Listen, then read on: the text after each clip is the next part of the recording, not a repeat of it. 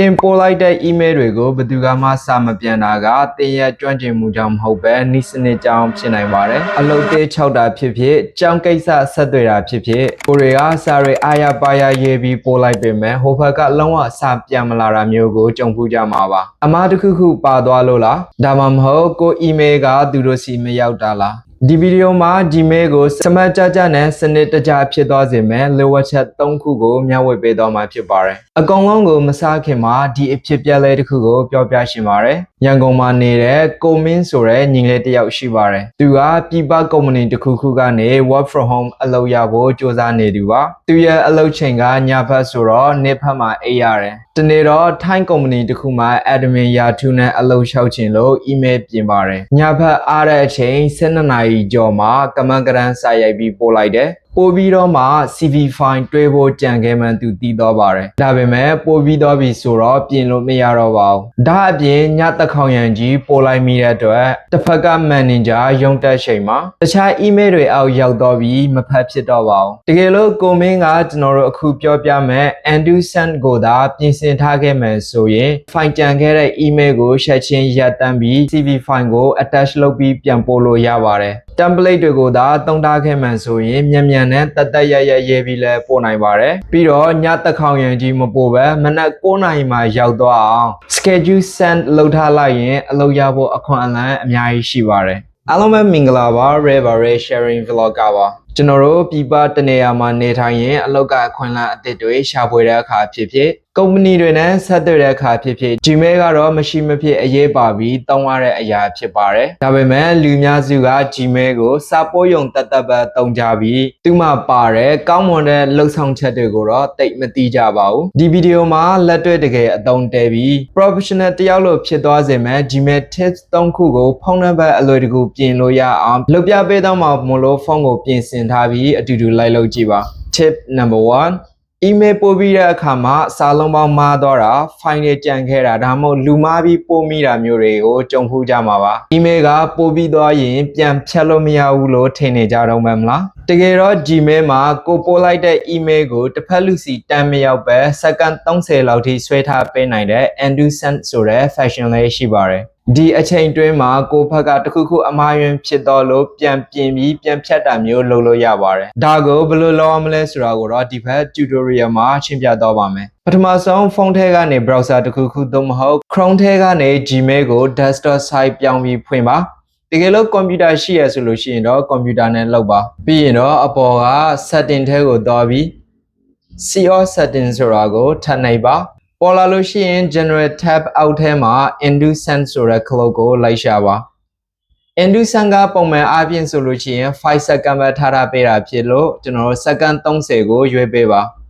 ပြီးလို့ရှိရင်တော့အောက်ဆုံးထိဆွဲလာပြီး save changes ဆိုတာကိုနှိပ်လိုက်လို့ရှိရင်ကို email ပို့လိုက်တဲ့အခါ second 30အတွင်းပြန်ဖြတ်တာပြန်ပြင်တာတွေကိုပြုလုပ်နိုင်မှာဖြစ်ပါတယ်ဒီ setting ကိုတစ်ခါပဲပြင်ထားရတာပါနောက်ပိုင်းဖုန်းကနေပဲ email ပို့ဖို့ကွန်ပျူတာကနေပဲပို့ဖို့ send ဆိုတဲ့ clock ကိုနှိပ်ပြီးတာနဲ့တခုခုမှားသွားရင်ပြန်လည်ပြင်ဆင်ဖို့ second 30အချိန်ရသွားမှာပဲဖြစ်ပါတယ်အလုပ်လျှောက်တဲ့အခါ CV ပို့တိုင်းစာတွေကိုအစားအဆုံးပြန်ရေးနေရလို့အချိန်ကုန်ဘူးလားဒါမှမဟုတ်ဆိုင်ဖွင့်ထားလို့ customer တွေမေးသမျှကိုတပုံစံတည်းထက်ခါရိုက်ပို့နေရတာမပင်ပန်းဘူးလား Gmail မှာ template ဆိုတဲ့လှုပ်ဆောင်ချက်ရှိပါတယ်ကိုအမြဲပို့နေတဲ့စာတွေကိုတခါတည်းရိုက်ပြီးတင်ထားလိုက်ရုံပါပဲလိုအပ်တဲ့အချိန်နှိပ်လိုက်ရင်စက္ကန့်ပိုင်းတွင်ကိုရဲရှင်တဲ့ email ကအဆင်သင့်ဖြစ်နေပါလိမ့်မယ်ဒါကိုတော့ဒီဘက်မှာ tutorial အနေနဲ့ကြည့်ရအောင်ပါ Gmail ရဲ့ setting ထဲက CO setting ကိုနှိပ် advanced step ထဲမှာ templates ကို enable လုပ်ပြီးလို့ရှိရင်အောက်ဆုံးထိဆွဲချလာပြီး save changes ဆိုတာကိုနှိပ်လိုက်ရင်ရပါပြီ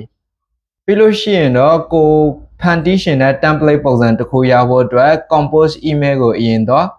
compose လုပ်တဲ့နေရာမှာကိုပို့နေကြစာသားတစ်ခုကိုအရင်ရေးထည့်ပြီးသွားပြီဆိုလို့ရှိရင်တော့အောက်ဆုံးကအဆက်30ကိုနှိပ် more option ဆိုတာကိုရွေးပြီး template ဆိုတဲ့နေရာကိုတော့ save draft as template အောက်ကနေ save as new template ဆိုတာကိုနှိပ်ပြီးလို့ရှိရင်ကိုစိတ်ကြိုက်နာမည်လေးတစ်ခုပေးပြီးတော့မှ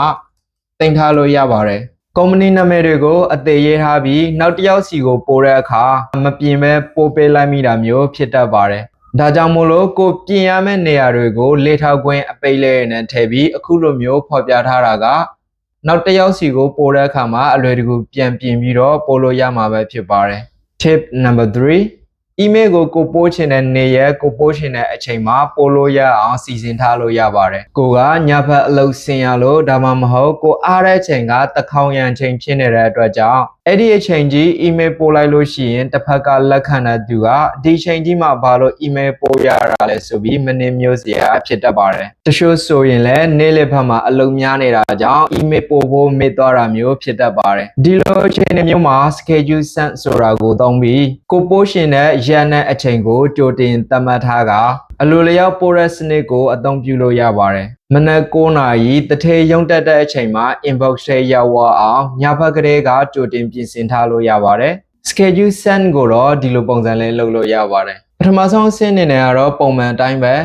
email တူဆောင်ကိုအရင်ရေးပါပြီးတဲ့အခါမှာ send ကို10 minute ပဲ sender က down arrow လေးကို click တစ်ချက်နှိပ်ပြီးရင် schedule send ဆိုတာကိုရွေးပါ